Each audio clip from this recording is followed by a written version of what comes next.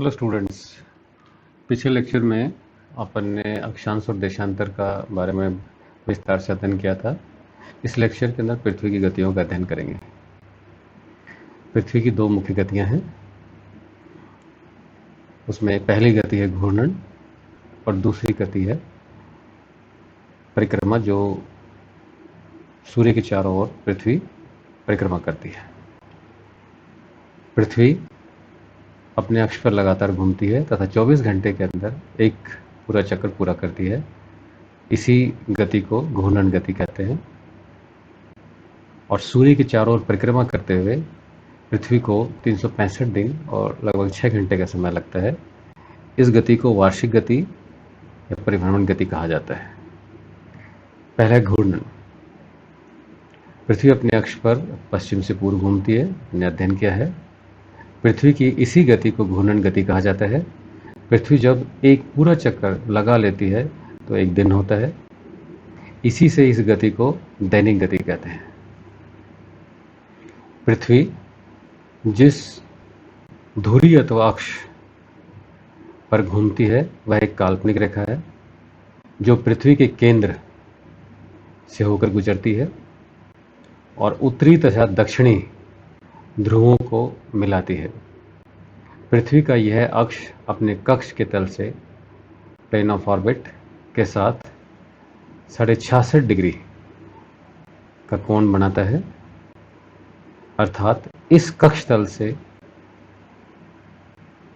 वर्टिकुलर लंबवत 10.5 डिग्री का कोण बनता है। जो दिवस हैं उन्हें दो वर्गों में विभाजित करते हैं हम। एक कहलाता है नक्षत्र दिवस, जिसकी लंबाई 23 घंटे 56 मिनट और 40 सेकंड होती है। इसकी गणना किसी तारों की स्थिति के आधार पर की जाती है। एक दिन की अवधि की गणना जब किसी निश्चित मध्याह्न मेरिडियन देशांतर रेखा के ऊपर मध्याह्न सूर्य के उपरांत 2 बार गुजरने के बीच लगने वाले समय के आधार पर की जाती है, तो वो सौर दिवस कहलाती है। और सौर दिवस की औसत लंबाई 24 घंटे की होती है। नक्षत्र दिवस और सोलर डे सौर दिवस में अंतर 3 मिनट और 56 सेकंड का होता है।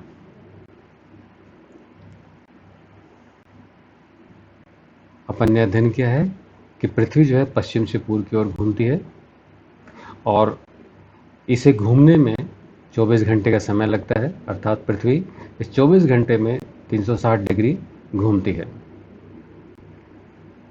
In diagram, N north pole, S south pole, E is the equator, C is the center of the earth, P X Y कोई सर्कल है और इस पर P कोई स्थान है। इस P स्थान की पूरी जो जर्नी है आधी प्रकाश में होती है और आधी अंधकार में होती है, अर्थात जो भाग सूर्य के सामने होगा वो दिन की अवधि को और जो अंधकार में होगा वो रात की अवधि होगी, अर्थात इस आधार पर दिन और रात बनते हैं। अपन ने पिछले लेक्चर में पढ़ा था कि प्रत्येक देशांतर पर 4 मिनट का अंतर आता है, अर्थात 15 देशांतर पर 1 घंटे का समय में अंतर देखने को मिलता है और इस समयबंदी इसी आधार पर बनती है। पृथ्वी की इस गति के कारण एक शक्ति उत्पन्न होती है जिसे कॉर्योलिस फोर्स कहा जाता है। इस कॉर्योलिस फोर्स के कारण जो है उत्तरी गोलार्ध में पवनें तथा सागरीय तरंगें दाईं ओर मुड़ती हैं तथा दक्षिणी गोलार्ध में ये पवनें और तरंगें बाईं ओर मुड़ती हैं। कॉर्योलिस फोर्स और इसका इफेक्ट के बारे में अपन पवनों और सागरीय तरंगों के लेक्चर में डिटेल में अध्ययन करेंगे। इसके कारण ज्वार और भाटे की स्थिति भी उत्पन्न होती है। दूसरी जो पृथ्वी की गति है, वो पृथ्वी सूर्य के चारों ओर परिक्रमा करती है, और परिक्रमा करते हुए सूर्य और पृथ्वी के मध्य एक बार दूरी कम होती है और एक बार दूरी ज्यादा होती है। अर्थात पृथ्वी की जो परिक्रमा का पथ है वो अंडाकार है, गोल नहीं है। पृथ्वी और सूर्य के मध्य की दूरी 3 जनवरी को सबसे कम होती है, 14.7 करोड़ किलोमीटर। इसे पेरिफेरियन कहा जाता है, उपसौर। 4 जुलाई को पृथ्वी और सूर्य के मध्य की दूरी सर्वाधिक होती है, 15.2 करोड़ किलोमीटर। इसे अपसौर एफिलियन कहा जाता है। और पृथ्वी की इस गति के कारण सूर्य की किरणों का कोण तिरछा रहता है, अपन ने अध्ययन किया है। और इसे तिरछा होने के कारण तापमान की प्राप्ति अलग अलग अक्षांशों पर देखने को मिलेगी। वर्ष की अवधि का निर्माण होता है। इसी के कारण कर्क और मकर रेखाओं का निर्धारण अपन ने अध्ययन किया है कि कर्क रेखा और मकर रेखा का जो मध्य का जो क्षेत्र है, इसी क्षेत्र में सूर्य की किरणें सीधी पड़ती हैं। कर्क रेखा के बाद और मकर रेखा के बाद ध्रुवों की तरफ सूर्य की किरणें सीधी नहीं पड़ती। अर्थात कर्क और मकर रेखा के मध्य का जो क्षेत्र है, क्योंकि सूर्य की किरणें सीधी पड़ती हैं, तो तापमान सर्वाधिक इस क्षेत्र में आपको देखने को मिला। पिछले लेक्चर में पढ़ा था, ये उष्णकटिबंधीय क्षेत्र कहलाता है। पृथ्वी अपनी अक्ष पर झुकी हुई है, और एक बार उत्तरायण की स्थिति होती है और एक बार दक्षिणायन की स्थिति होता है। अर्थात एक बार उत्तरी गोलार्ध की तरफ सूर्य की किरणें सीधी कर्क रेखा पर, और दूसरा दक्षिणी गोलार्ध पर। तो ध्रुवों के आसपास 6 माह का दिन और रात की अवधि बनती है। तापमान की भिन्नता आपको अपने को देखने को मिलती है। और अपन ने अध्ययन किया है कि जलवायु पेटियों का निर्धारण भी इनसे होता है, और दिन और रात की अवधि भी अलग अलग होती है। वो उत्तरायण और दक्षिणायन पर अपन ने कहा था कि जो स्थिति जो सूर्य के सामने आएगा, वहां दिन की अवधि बड़ी होगी, जो नहीं होगा वो उस पर दिन की अवधि छोटी होगी। ऋतु परिवर्तन अपन ने अध्ययन किया है कि पृथ्वी अपनी अक्ष पर झुकी हुई है। भूमध्य रेखा पर ही दिन और रात हमेशा बराबर होते हैं, क्योंकि भूमध्य रेखा को प्रकाश व्रत हमेशा 2 बराबर भागों में बांटता है।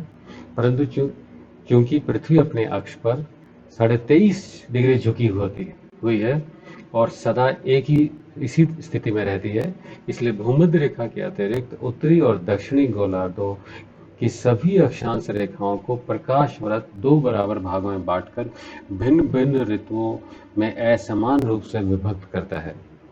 परिणाम स्वरूप भूमध्य रेखा के अतिरिक्त शेष भागों में दिन और रात की अवधि समान नहीं होगी। हमने अभी अध्ययन किया है। वार्षिक गति बनती है, 66.5 डिग्री का कोण पे है, और पृथ्वी जो है हमेशा एक अक्ष पर झुकी हुई है। इनके कारण ऋतुओं का निर्माण आपको देखने को मिलता है। वेन डायग्राम, पोजीशन ए, जून 21 सूर्य की किरणें कर्क रेखा पर सीधी पड़ती हैं। पोजीशन बी, 22 दिसंबर सूर्य की किरणें मकर रेखा पर सीधी पड़ती हैं। अर्थात पोजीशन ए, जब सूर्य की किरणें कर्क रेखा पर सीधी होंगी तो उत्तरी गोलार्ध में ग्रीष्म ऋतु होगी और दिन की अवधि लंबी होगी, और दक्षिणी गोलार्ध में शीत ऋतु होगी और दिन की अवधि छोटी होगी। 22 दिसंबर को सूर्य जो है मकर रेखा पर सीधा चमकेगा या किरणें सीधी पड़ेंगी। परिणामतः दक्षिणी गोलार्ध में ग्रीष्म ऋतु होगी और उत्तरी गोलार्ध में शीत ऋतु होगी। Position C and the position D, दोनों स्थिति पर सूर्य की किरणें जो है भूमध्य रेखा पर सीधी पड़ती हैं। पोजीशन ए, पृथ्वी अक्ष इसके कक्षातल पर बने लंब से 13.5 डिग्री का कोण अपन ने पढ़ा है बनाती है। परिणामतः जून के माह में या उत्तरी गोलार्ध में सूर्य की किरणें जो है कर्क रेखा पर सीधी पड़ती हैं। दिन की अवधि बड़ी होती है, रात की अवधि छोटी होती है। इस स्थिति को कर्क संक्रांति कहा जाता है। पोजीशन बी, 22 दिसंबर सूर्य की किरणें दक्षिणी गोलार्ध अर्थात ट्रॉपिक ऑफ कैप्रिकॉर्न मकर रेखा पर सीधी पड़ती हैं, अर्थात दक्षिणी गोलार्ध में इस समय ग्रीष्म ऋतु होगी और उत्तरी गोलार्ध में इस समय शीत ऋतु होगी और दिन और रात की अवधि भी उसी आधार पर होगी। एग्जामिनेशन में कभी कभी क्वेश्चन बनता है कि वो कौन से महाद्वीप है या देश हैं जहां क्रिसमस ग्रीष्म ऋतु में आता है, क्योंकि जनवरी के अंदर सूर्य की किरणें दक्षिणी गोलार्ध पर सीधी पड़ती हैं, तो अर्थात दक्षिणी गोलार्ध जनवरी माह में दक्षिणी गोलार्ध में ग्रीष्म ऋतु होती है। तो यहाँ पर एग्जाम्पल के लिए ऑस्ट्रेलिया और न्यूजीलैंड, यहाँ पर ग्रीष्म ऋतु में ही क्रिसमस मनाया जाता है। अपन ने अध्ययन किया दो स्थिति है 21 मार्च और 23 सितंबर की, जब सूर्य की किरणें भूमध्य रेखा पर सीधी चमकती हैं, अर्थात दिन और रात की अवधि बराबर होती है, इसे इक्विनॉक्स कहा जाता है। अगले अध्ययन में अपन जब ग्रहों का अध्ययन करेंगे, उपग्रहों का अध्ययन करेंगे, तो पृथ्वी का एक ही उपग्रह है चंद्रमा, और चंद्रमा पृथ्वी की चारों ओर परिक्रमा करता है, उससे बढ़ता और घटता है। जब बढ़ता है शुक्ल पक्ष, घटता है तो कृष्ण पक्ष।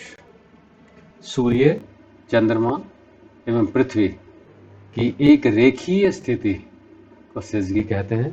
इसे दो प्रकार की अपन ने देखा होगा, सूर्य ग्रहण और चंद्र ग्रहण।